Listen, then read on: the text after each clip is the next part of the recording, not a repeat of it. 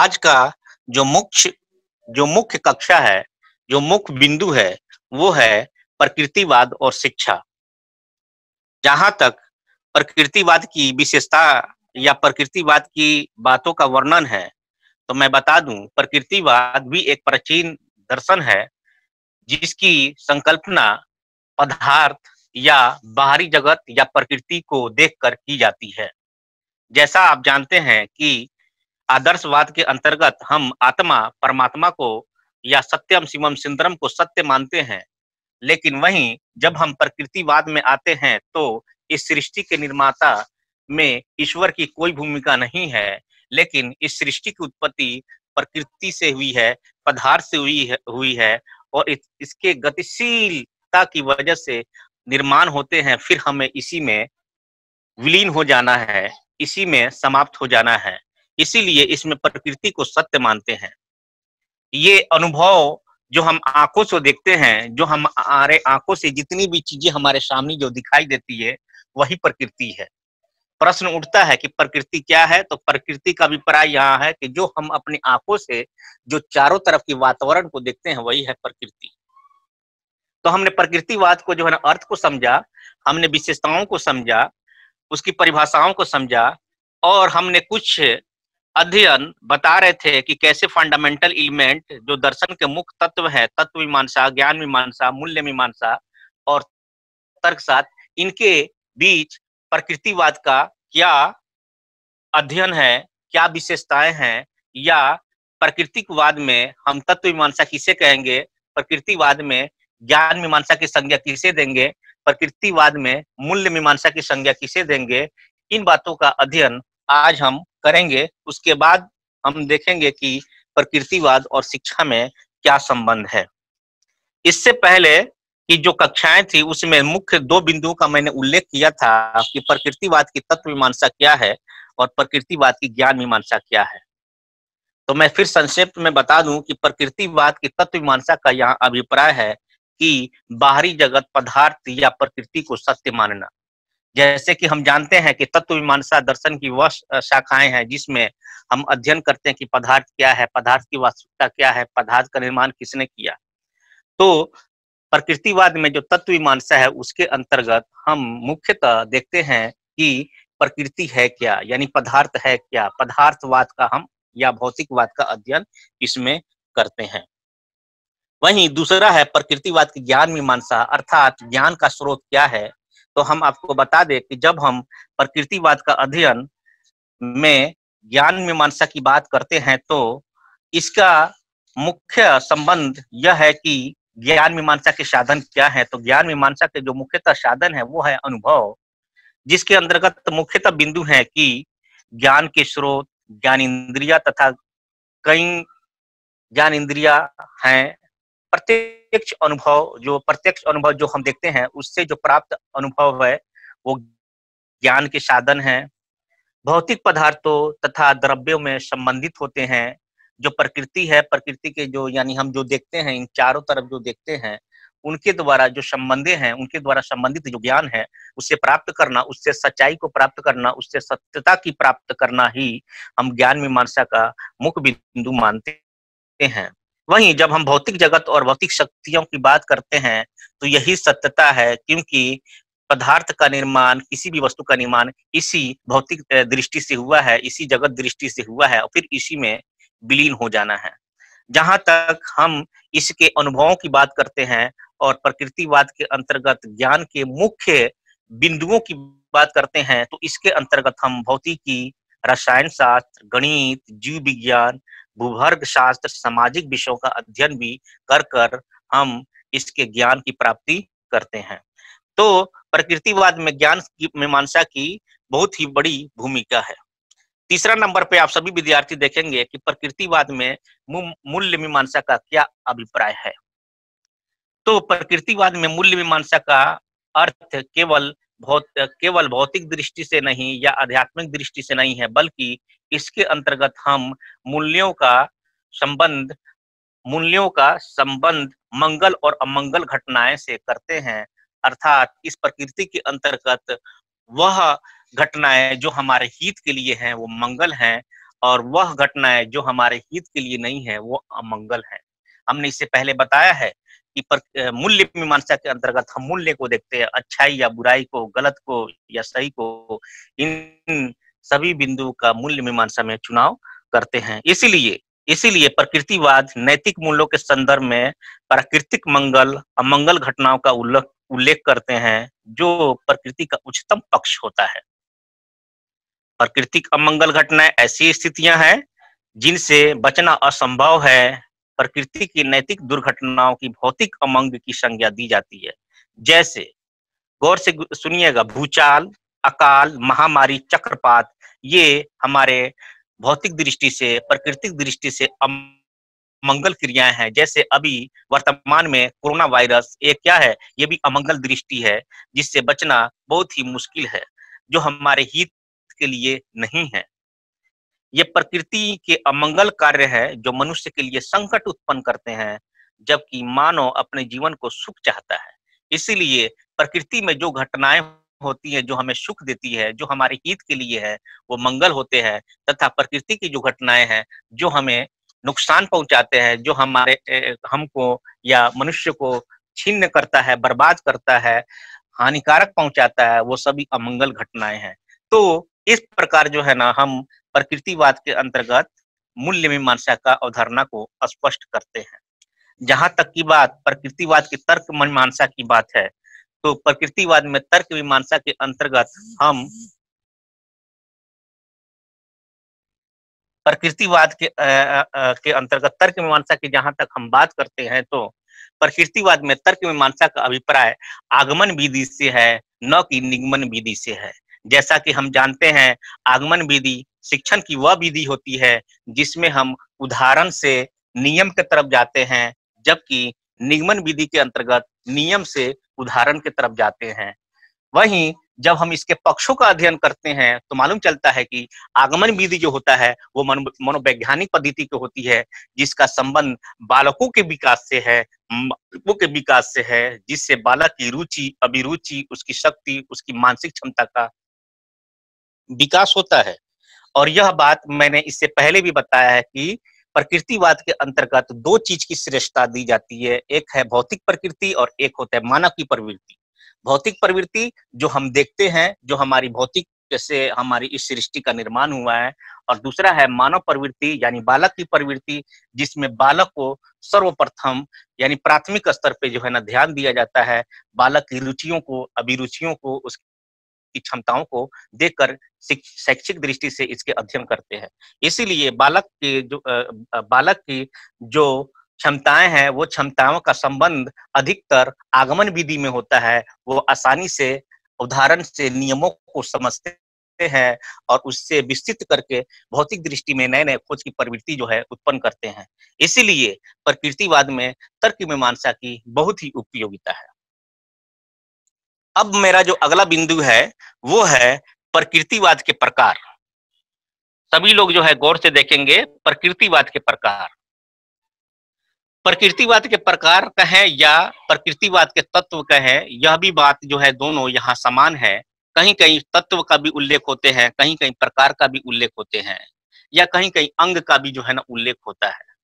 तो मुख्यतः प्रकृतिवाद के प्रकार में मुख्यतः तीन बिंदुओं का उल्लेख होते हैं। पहला है पदार्थवादी प्रकृतिवाद, दूसरा है यंत्रवादी प्रकृतिवाद, तीसरा है जैविक प्रकृतिवाद। गौर से देखिएगा, तीन प्रकार की बातों का उल्लेख यहाँ पे किया गया है।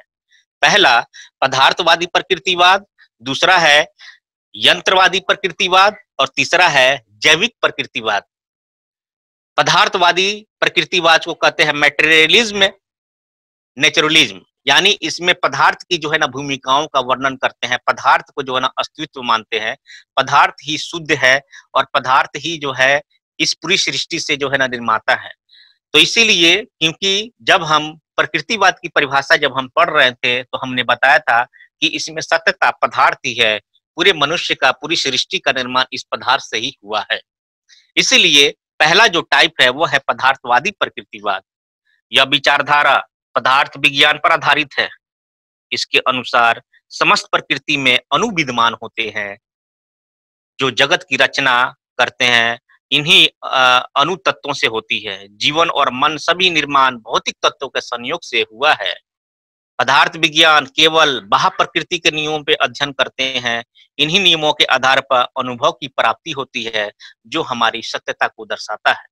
इसीलिए प्रकृतिवाद में पदार्थ की भूमिका को सबसे सर्वोपरि रखा गया है और इसके एक प्रकार में भौतिकवाद, प्रकृतिवाद भी आते हैं। इसीलिए प्रकृतिवाद को हम जड़त्ववाद भी कहते हैं और भौतिकवाद भी कहते हैं, पदार्थवाद भी कहते हैं। इस तरह जो है पहले प्रकार था पदार्थवादी प्रकृतिवाद, अर्थात प्रकृतिवाद में पदार्थ को जो है वरीयता देना, पदार्थ को जो है ना ऊपर रखना, अर्थात इस सृष्टि का, इस सत्यता की पहचान हमें किससे होती है? पदार्थ से होती है। दूसरा है यंत्रवादी प्रकृतिवाद। यंत्रवादी प्रकृतिवाद का अभिप्राय है कि हमें इस सृष्टि का निर्माण, इस वस्तु जगत की निर्माण पदार्थ से तो होती है, लेकिन गतिशीलता से है। किससे है? गतिशीलता से है, अर्थात डायनेमिक रूप से है, मूवमेंट से है।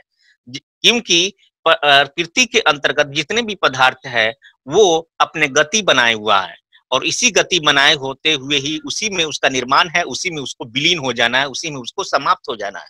इसीलिए यहाँ शब्द लगा है यंत्रवादी, यानी मैकेनिज्म, नेचुरलिज्म जिसको हम कहते हैं, अर्थात जिसमें गति की जो है ना प्रधानता दी जाए। इसलिए इस बिंदु के अंतर्गत मैंने स्पष्ट रूप से लिखा है कि इस संप्रदाय के अनुसार सृष्टि यंत्रवत है, जो पदार्थ और गति से निर्मित है। इस प्राणहीन यंत्र में कोई ध्येय, प्रयोजन या आध्यात्मिक शक्ति नहीं होता। जैसे हमने आदर्शवाद में कल्पना किया था कि हम इस आत्मा, परमात्मा, लौकिक, परलौकिक और आध्यात्मिक जगत को श्रेष्ठ मानते हैं। इससे पूरी ब्रह्मांड में पूरी सत्यता की जानकारी हम आध्यात्मिक रूप से करते हैं, लेकिन यहाँ पे है पदार्थ की और पदार्थ की गतिशीलता से हम लेते हैं। तो इस तरह जो है ना यांत्रिकवाद, यांत्रवादी प्रकृतिवाद को हम व्याख्या करते हैं।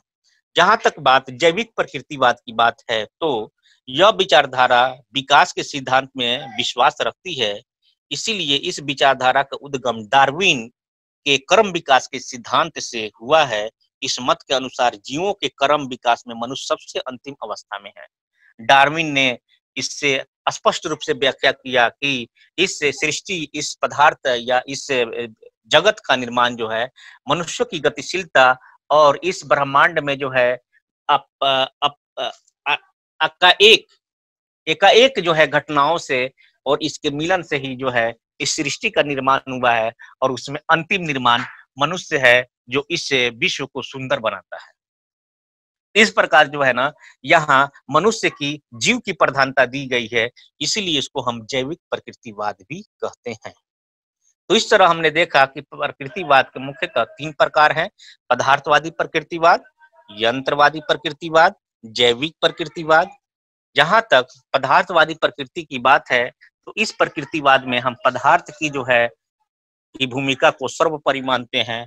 वहीं यंत्रवादी प्रकृतिवाद के अंतर्गत हम पदार्थों की गतिशीलता से और इससे उत्पन्न जो है इस सृष्टि के, इस पदार्थ की जो है ना वरीयता देते हैं, तथा जैविक प्रकृतिवाद के अंतर्गत हम इस सृष्टि का निर्माण के अंतर्गत जो डार्विन के जो सिद्धांत हैं उसमें अंतिम बिंदु के रूप में जो निर्माण है इस पदार्थ से, वो है मनुष्य, वो है जीव। इसीलिए इसको हम जैविक प्रकृतिवाद भी कहते हैं। इस तरह हमने जो है देखा कि कैसे प्रकृतिवाद को जो है ना परिभाषित करेंगे, कैसे प्रकृतिवाद को अर्थ को स्पष्ट करेंगे, कैसे हम इसके परिभाषाओं का उल्लेख करेंगे और कैसे इसके विशेषताओं को बताएंगे, कैसे जो है इसमें फंडामेंटल एलिमेंट, तत्व मीमांसा, ज्ञान मीमांसा, मूल्य मीमांसा और तर्कशास्त्र का उल्लेख हुआ है और कैसे जो है इसके प्रकारों का वर्णन करते हैं। आगे के जो बिंदु हैं वो हमारा है नेचुरलिज्म एंड एजुकेशन, अर्थात प्रकृतिवाद और शिक्षा। इससे पहले भी हमने बता दिया है कि जब भी इस प्रकार के प्रश्न आए तो स्पष्ट हो जाता है कि प्रकृतिवाद का संबंध शैक्षिक दृष्टि में क्या है, अर्थात प्रकृतिवाद शिक्षा को कैसे परिभाषित करता है, प्रकृतिवाद शिक्षा की प्रक्रिया को कैसे परिभाषित करता है, प्रकृतिवाद में शिक्षक की क्या भूमिका है, प्रकृतिवाद में छात्र की क्या भूमिका है, प्रकृतिवाद में पाठ्यक्रम का निर्माण कैसे किया गया है। इन सभी प्रश्नों का उत्तर प्रकृतिवाद के द्वारा हम प्राप्त करते हैं। जहां तक प्रकृतिवाद और शिक्षा की बात है, उसमें जो पहला बिंदु है वो है कि प्रकृतिवाद में शिक्षा को किस प्रकार से परिभाषित करते हैं। फिर से गौर से सुनेंगे कि प्रकृतिवाद में शिक्षा को कैसे परिभाषित करते हैं। तो हम जितनी भी परिभाषा देखेंगे या जो अर्थ देखेंगे या इसमें जितनी भी व्याख्या देखेंगे, इसके मुख्यतः दो ही बिंदु हैं। एक पहला कि प्रकृतिवाद के अंतर्गत मुख्यतः दो बिंदुओं का अध्ययन होता है, एक पदार्थ की प्रवृत्ति का और दूसरा है मानव की प्रवृत्ति का।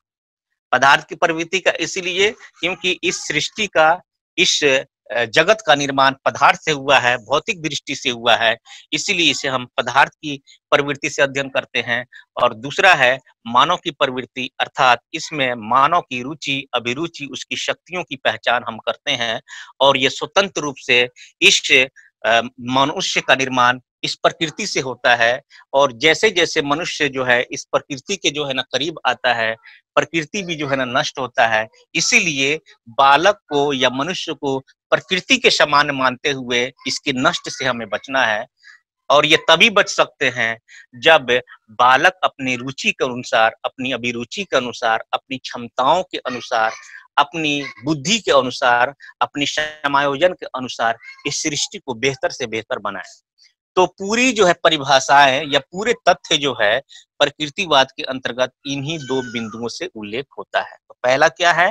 पहला है पदार्थवादी प्रकृति और दूसरा है मानव प्रवृत्ति या बालक की प्रकृति। इसीलिए इसमें जो पहला बिंदु मैंने लिया है वो है शिक्षा की परिभाषा।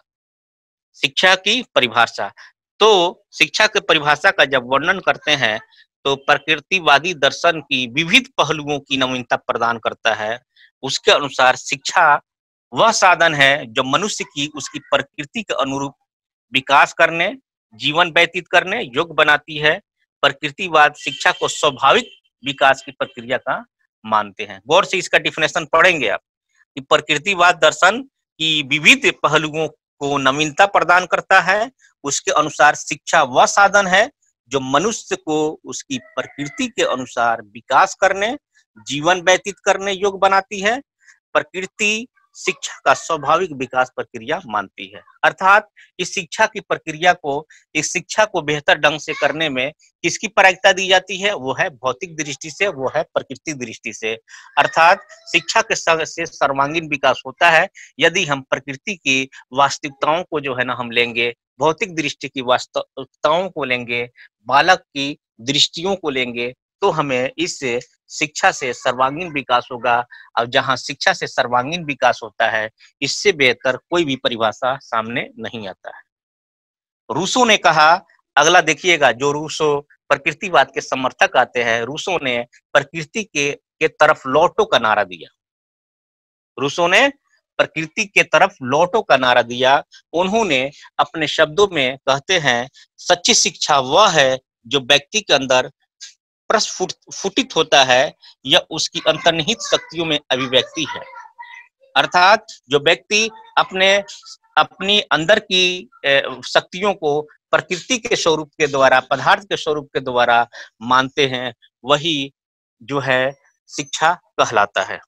तो इस तरह जो है ना शिक्षा की परिभाषा बहुत से महोदय ने जो है शिक्षा को अलग अलग से जो है ना परिभाषित किया। आपने महान दार्शनिक, कवि एवं शिक्षण शास्त्र के विद्वाता रविंद्रनाथ टैगोर का नाम सुना होगा, जिन्हें सन 1913 में गीतांजलि से नोबेल पुरस्कार से नवाजा गया था। वो भी प्रकृतिवाद के ही विचारक है और उन्होंने स्पष्ट कहा कि जिस व्यक्ति का सर्वांगीण विकास करना है उसको प्रकृति के अंदर ही छोड़ दो, शुद्ध प्रकृति का जो है वातावरण दो, उसको चार दीवारी के अंदर घेर कर, स्कूल के अंदर घेर कर हम कृत्रिम संस्थाओं में हम नहीं पढ़ा सकते हैं। अगर बालक का विकास होगा तो वो प्रकृति के द्वारा होगा, प्रकृति की वास्तविकता के अंदर ही होगा। उससे अलग रखकर कोई भी बालक, कोई भी मनुष्य उसका विकास नहीं कर सकता है। वो इसलिए क्योंकि उनका वो अनुभव था। वो जब कक्ष में बैठते थे तो उनको जो है अंदर से कोई लगता था कि हमें कोई चार दीवारी के अंदर जो है जबरदस्ती जो है बैठाया हुआ है और हम पे शिक्षा थोप रहा है, और वो हमेशा इसको नकारते रहे। यहाँ तक जो है ना, जब कक्षा का संचालन होता था तो रविंद्रनाथ टैगोर कक्षा के बाहर बैठ जाते थे। जब वह अपने हायर एजुकेशन की पढ़ाई के लिए जब इंग्लैंड गए, तो इंग्लैंड में वही दृष्टि देखने को मिला, और जिसके वजह से उन्होंने हायर एजुकेशन की पढ़ाई छोड़ दिया वहां पे, और वो पुनः बाहर भारत आ गए। फिर उन्होंने सोचा कि चलो हम कानून की पढ़ाई करने के लिए चले, फिर उन्होंने इंग्लैंड के लिए गए वो अपने भाई के साथ। फिर वही दृष्टि आया, वही अनुभव आया। उन्होंने कहा कि यहाँ बालक का तो निर्माण इस चार दीवारी के अंदर कृत्रिम स्थानों पे दिया जा रहा है, इससे हमारा मन जो है संकोच में है, हमें कोई निचोड़ता है, इससे हम अपना विकास नहीं कर सकते हैं, इससे अपना अनुभव प्राप्त नहीं कर सकते हैं। और पुनः जो है वो कानून की पढ़ाई छोड़कर पुनः वो भारत आते हैं, और भारत आने के बाद इस प्रकृति की तरफ लौटो को नारा देते हैं, और कलकत्ता में शांति निकेतन की स्थापना करते हैं। ये शांति निकेतन की स्थापना रविंद्रनाथ टैगोर के द्वारा ही है, जिन्हें उन्हें बालक की रुचियों, अभिरुचियों, उनकी क्षमताओं को विकसित करने के लिए, शैक्षिक दृष्टि को बढ़ाने के लिए शांति निकेतन की स्थापना उन्होंने किया। तो आप समझ सकते हैं कि प्रकृतिवाद के अंतर्गत जो शैक्षिक प्रक्रिया है, उस शैक्षिक प्रक्रिया या शिक्षा की प्रक्रिया है, बालक के सर्वांगीण विकास तब होगा जब उसको हम प्रकृति के तरफ लौटेंगे, प्रकृति को हम शुद्ध के रूप में मिलाएंगे। इस प्रकृति से ही उसकी अपनी इच्छा के अनुसार, उसकी अपनी बौद्धिक कौशल के अनुसार, उसकी क्षमताओं के अनुसार बच्चे के विकास करने पे हम बल देंगे। तभी जो है हम शिक्षा को बेहतर ढंग से संचालन कर सकते हैं। तो इस तरह जो है हम देखते हैं कि शिक्षा की परिभाषा क्या है। अगला है कि प्रकृतिवाद में शिक्षा की विशेषताएं। बहुत ही जो है महत्वपूर्ण बिंदु है, पूरे बिंदुओं का उल्लेख इसी से होता है। पहला है प्रकृति की ओर लौटो। प्रकृति की ओर लौटो सबसे पहले जो है रूसो महोदयों ने जिक्र किया, क्योंकि प्रकृतिवाद के अंतर्गत हम प्रकृति की जो है ना प्रधानता देते हैं, पदार्थ की प्रधानता देते हैं। इससे अलग हटकर हम कल्पना नहीं कर सकते हैं। अगर किसी व्यक्ति का विकास करना है, किसी बालक का विकास करना है, तो इस प्रकृति में ही होगा, इस वास्तविक प्रकृति में ही होगा, इस प्रकृति के नष्ट कर किए बिना होगा। अगर हम इसको नष्ट करेंगे, इसको हम अपने अंदर जो है हित में ले लेंगे और इसे समाप्त करेंगे, तो इससे नहीं हो सकता है। इसीलिए मनुष्य को खुद अपने आप प्रकृति को समझकर, अपने आप प्रकृति के भांति समझकर मनुष्य अपना निर्माण कर सकता है। इसीलिए हमने, और यहाँ रूसो महोदय ने जो है ना स्पष्ट रूप से कहा है कि प्रकृति की तरफ लौटो। यही प्रधानता पूरे प्रकृतिवाद में जितने भी इसके समर्थक हैं ये सब देते हैं, चाहे वो रूसो हो, चाहे वो कांट हो, चाहे थॉमस हो, चाहे भारत के दार्शनिक, कला, संगीत के महान जो है नाटक और दर्शन शास्त्र के जो विख्याता रविंद्रनाथ टैगोर हो, सभी ने जो है कहा कि प्रकृति की ओर लौटो। दूसरा है पुस्तक ज्ञान का विरुद्ध। दूसरा बिंदु है पुस्तक ज्ञान का विरुद्ध, यानी जब हम शिक्षा की बात हम करते हैं, शिक्षा के रुचि अभिरुचि की बात करते हैं, मानव प्रवृत्ति की हम बात करते हैं, तो हम पुस्तकीय ज्ञान को हम नहीं मान सकते, क्योंकि पुस्तक ज्ञान केवल रटने भर के लिए है। पुस्तक को आप केवल देखकर उसको रटकर जो है अपने जो अधिगम को सफल बना सकते हैं, जो कि अधिगम को सफल बनाने की, अधिगम को बेहतर प्रक्रिया के अंतर्गत पुस्तक को रटना, पुस्तकीय ज्ञान को रटना माना नहीं गया है। अर्थात हमें अनुभव चाहिए, इस प्रकृति का अनुभव चाहिए, इसलिए हमें पुस्तकीय ज्ञान को नकारना होगा। अगला है प्रगतिवाद। प्रगतिवाद के अंतर्गत हमने बताया कि इस मनुष्य का निर्माण पदार्थ से हुआ है और पदार्थ की गतिशीलता से हुआ है। इसी गतिशीलता में मनुष्य की पहली अवस्था शैशव अवस्था होती है, जो प्रकृति से अनुभव लेता है। फिर वो बाल्य अवस्था में जाता है, प्रकृति से अनुभव लेता है। फिर वो किशोर अवस्था लेता है और वो इस प्रकृति का अनुभव लेता है। फिर वो प्रौढ़ अवस्था में होता है, वो प्रकृति का अनुभव लेता है और अपना विकास, अपनी समायोजन क्षमता, अपनी शक्ति का, अपने मनुष्य के सर्वांगीण विकास की प्रक्रिया को बनाए रखता है और फिर इसी में फिर विलीन हो जाता है।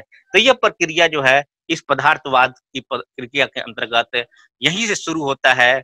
आपको शैशवावस्था से और प्रौढ़ अवस्था तक जाकर पूरी यानी जन्म से लेकर मृत्यु तक चलती है और इसी पदार्थवाद, इसी प्रकृति में हमें नष्ट हो जाना है।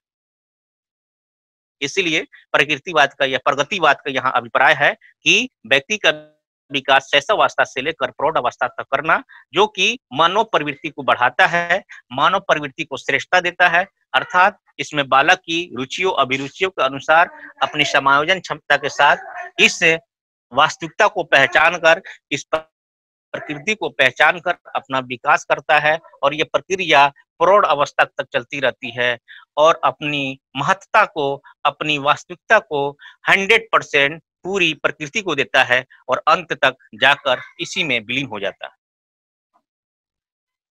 अगला पॉइंट है बालक की प्रधानता। जो मैंने बताया कि बालक की प्रधानता प्रकृतिवाद में दी जाती है कि बालक की रुचि अभिरुचि को समझना, उसकी समायोजन क्षमता को समझना और इसी के अनुसार जो है ना बालक का विकास करना है। इसीलिए बालक के स्वतंत्रता पर भी बल देते हैं, और जब बालक की स्वतंत्रता पे जब हम बल देंगे तो बालक के उसके मनोवैज्ञानिक पक्ष का बढ़ावा मिलता है, अर्थात वो प्योर साइकोलॉजिकल व्यू होते हैं।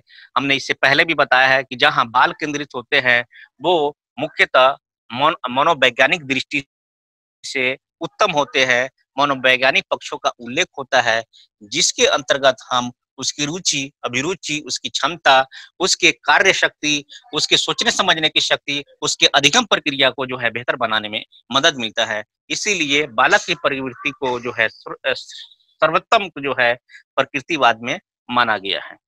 इस तरह जो है हम देखते हैं कि कैसे प्रकृतिवाद की विशेषताएं जो शैक्षिक दृष्टि से सामने आते हैं।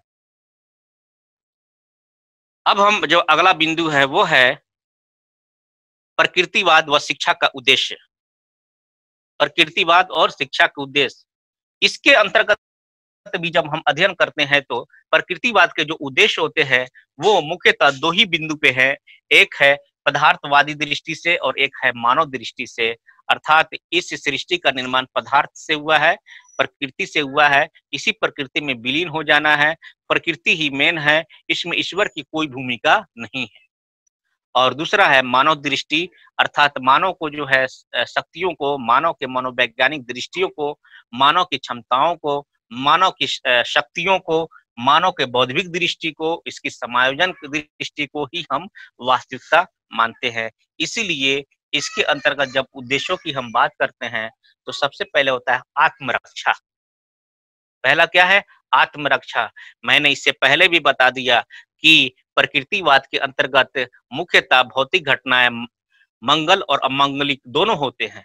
जो हमारे हित के लिए है वो मंगल है, जो हमारे हित के लिए नहीं है वो अमंगल है। इसीलिए हम अमंगल को नकारते हैं, और अमंगल को नकारेंगे तभी जब हम खुद आत्मरक्षा करेंगे, सेल्फ डिफेंस करेंगे। दूसरा है जीवन की मौलिक आवश्यकताओं की पूर्ति करना। प्रत्येक व्यक्ति की जो अपनी आवश्यकता है, रोटी कपड़ा और मकान, इसी भौतिक दृष्टि से जो है हमें प्राप्त करना है ताकि मनुष्य के सर्वांगीण विकास में मिल सके। इसके अंतर्गत बहुत से बिंदु आ सकते हैं, शिक्षा भी आ सकता है, उसकी रोटी, उसका कपड़ा, उसका मकान, उसके लिए जो है बेहतर से बेहतर समायोजन की प्रक्रिया भी हम इसी में निहित करते हैं। तीसरा पॉइंट है संतुष्टि का पालन। जब तक व्यक्ति इस प्रकृति में या आदर्शवाद में, किसी भी वाद में हो, जब तक उसकी संतुष्टि अपनी नहीं होगी, जब तक वो सेल्फ जो है नियंत्रण नहीं रहेगा, तब तक उसका विकास बेहतर नहीं हो सकता है। इसीलिए सेल्फ संतुष्टि पालन करना हमारे लिए बहुत ही जरूरी है। अर्थात व्यक्ति को अपनी संतुष्टि से जो है ही अपने जो है विकास को निम्न कर सकते हैं, उसको नियंत्रण कर सकते हैं। अर्थात जो व्यक्ति अपने अंदर संतुष्टि नहीं रखता है वो लोभ, लालच और इस प्रकृति को जो है ना नाश करेगा, इस प्रकृति को विनाश करेगा। इसीलिए अपने आप पे भी जो है संतुष्टि रखना है ताकि हम इस प्रकृति को भी बचाए रखें। प्रकृति से ही हमारी उपज है, प्रकृति से ही हमारी निर्माण है। अगर हम प्रकृति को नाश करेंगे तो उसके साथ साथ प्रकृति हमें भी नाश कर देगा। और अगला है सामाजिक और राजनीतिक संबंधों का निर्वहन। मनुष्य एक सामाजिक प्राणी है। सामाजिक प्राणी के साथ साथ मनुष्य अपने चारों तरफ के जितने भी वातावरण है उसके साथ समायोजन रखता है। और एक मनुष्य भी प्रकृति है, दूसरा मनुष्य भी प्रकृति है, तीसरा मनुष्य भी प्रकृति है।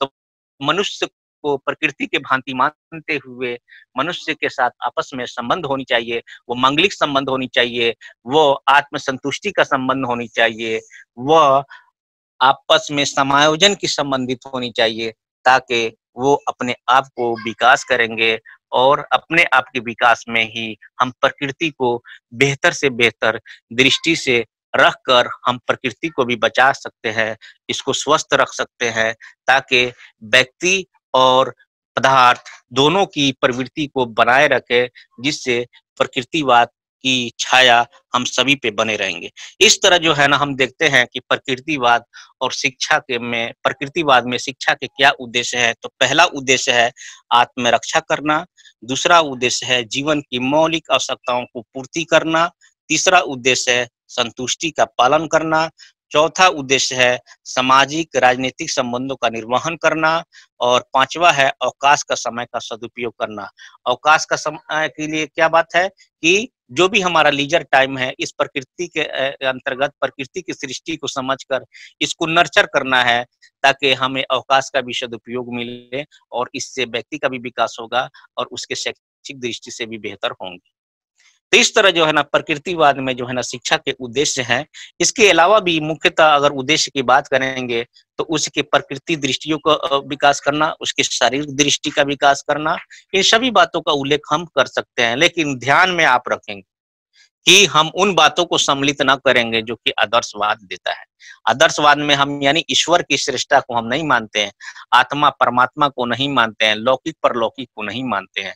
इसीलिए उन बातों से थोड़ा हटकर जब हम पदार्थवाद और मानव प्रवृत्ति के दृष्टि से जब इसमें उल्लेख करते हैं, तभी जो है ना वह हमारे उद्देश्य स्पष्ट होते हैं। इसीलिए इसके अंतर्गत जो है इसके अंतर्गत जो है प्योर नेचुरल चीज यानी जीव विज्ञान से संबंधित, रसायन विज्ञान से संबंधित, भौतिक शास्त्र से संबंधित, मैथमेटिक्स से संबंधित, तार्किक से संबंधित बातों को भी हम सम्मिलित कर सकते हैं, क्योंकि ये सभी पक्ष जो है प्रकृतिवाद को बढ़ावा देने में मदद करते हैं। हमारे पास 5 मिनट का समय बचा हुआ है, फिर भी हम जो है आगे की ओर बढ़ते हैं। एक बिंदु है वो है प्रकृतिवाद व पाठ्यक्रम। हमने बताया है कि पाठ्यक्रम एक ऐसा मार्ग है जो शैक्षिक दृष्टि को शैक्षिक उद्देश्यों की प्राप्ति करने में मदद करता है। प्रकृतिवाद के अंतर्गत जहाँ तक हम पाठ्यक्रम की बात करते हैं, तो प्रकृतिवाद में जो पाठ्यक्रम है वह भी मुख्यतः 2 ही बिंदु पे आधारित है। एक है पदार्थ की प्रवृत्ति के अनुसार और एक है मानव की प्रवृत्ति के अनुसार। इसीलिए प्रकृतिवाद के अंतर्गत विद्यार्थियों के छात्रों की भूमिका प्राथमिकता होती है और शैक्षिक दृष्टि से जो है हम शिक्षक को गौण अवस्था मानते हैं यानी सेकेंडरी मानते हैं। जो भी भूमिका हम सर्वोपरि देंगे वो है पदार्थ की भूमिका को हम देंगे, मानव की प्रवृत्ति को देंगे। इसीलिए इसके अंतर्गत हम छात्र को भूमिका को सर्वोपरि मानते हैं। यानी प्राथमिकता किसको देते हैं? हम छात्र को देते हैं, विद्यार्थी को देते हैं। चाइल्ड सेंटर अप्रोच को जो है हम नेचुरलिज्म में बढ़ावा देते हैं। ये प्रश्न भी आता है कि प्रकृतिवाद के अंतर्गत किसकी श्रेष्ठता दी जाती है, तो हम बालक की प्रवृत्ति को श्रेष्ठता हम देते हैं, बालक केंद्रित शिक्षा को जो हम बढ़ावा देते हैं। इसीलिए इसकी रूपरेखा के अंतर्गत रुचियों को ध्यान में देना पड़ेगा, उसकी योग्यताओं को ध्यान में रखना पड़ेगा, उसकी क्षमताओं को ध्यान में रखना पड़ेगा, उसकी मूल प्रवृत्तियों को ध्यान में रखना पड़ेगा। और इसके मूल प्रवृत्तियों को जब हम ध्यान में रखते हैं तो इसके अंतर्गत पाठ्यक्रम हम गणित का, जीव विज्ञान का, भौतिक शास्त्र का, रसायन शास्त्र का, वहीं खेल विधि इत्यादि से संबंधित जितनी भी कलाएं हैं उनको जो है हम सम्मिलित कर सकते हैं। तो इस तरह जो है ना हमारे पास समय जो है बहुत ही कम बचा हुआ है। अब मैं इसको कंक्लूजन की तरफ ले जाना चाहता हूं कि कैसे पदार्थवाद यानी प्रकृतिवाद या जड़त्ववाद जो है शैक्षिक दृष्टि से हमारे लिए फायदे हैं। तो मैं फिर बता रहा हूं कि प्रकृतिवाद के अंतर्गत प्रकृति को श्रेष्ठ मानते हैं, मानव प्रवृत्ति को श्रेष्ठ मानते हैं, अर्थात इस प्रकृति से ही हमारा जो है जन्म हुआ है, इस प्रकृति से ही हमारा जो है उत्पन्न हुआ है, इसी प्रकृति में हमें विलीन हो जाना है। इस प्रकृति की गतिशीलता को भी हम नहीं नकार सकते हैं, क्योंकि इसी गतिशीलता से इस विश्व का भी निर्माण हुआ है। और जहाँ गतिशीलता है वहां उसकी जो है अणु भी होते हैं, उस अणु को भी हम निर्माण करते हैं। और जब भौतिक दृष्टि से जब हम बात करते हैं तो इस सृष्टि का निर्माण तो होता ही है, इस पदार्थ के द्वारा हमारा निर्माण होता ही है और इसके अंतर्गत जीवों की भी प्रधानता दी गई है, क्योंकि जीव जो है प्रकृति के ही समान है। इस जीव की जो दृष्टि है वो जो जैविक दृष्टि है वो प्राकृतिक दृष्टि से ही संकल्पना ली गई है। इसीलिए इसके अंतर्गत हम भौतिक दृष्टि, गतिशीलता दृष्टि और जैविक दृष्टि को भी हम दूर नहीं कर सकते हैं, इसको नकार नहीं सकते हैं। जहाँ तक इसके पक्षों का अध्ययन है, तो हमने अब बताया कि प्रकृतिवाद भी एक पुरानी अवधारणा है, प्राचीन अवधारणा है, जिसके अंतर्गत हम पदार्थ को श्रेष्ठता देते हैं। इसमें लौकिक परलौकिक की कोई जो है बात नहीं है, इसमें कोई जगह नहीं है। यह आत्मा को नहीं मानता, आध्यात्मिक शक्ति को नहीं मानता, बल्कि यह भौतिक दृष्टि को मानता है, जड़त्व दृष्टि को मानता है, अनुभववादी दृष्टि को मानता है। ईश्वर की कल्पना इसमें नहीं की जा सकती। यहाँ ईश्वर की कल्पना प्रकृति से ही है। इस प्रकृति ही क्या है? ईश्वर है। इस प्रकृति से ही जो है ना इसका निर्माण हुआ है, फिर इसी में विलीन हो जाना है।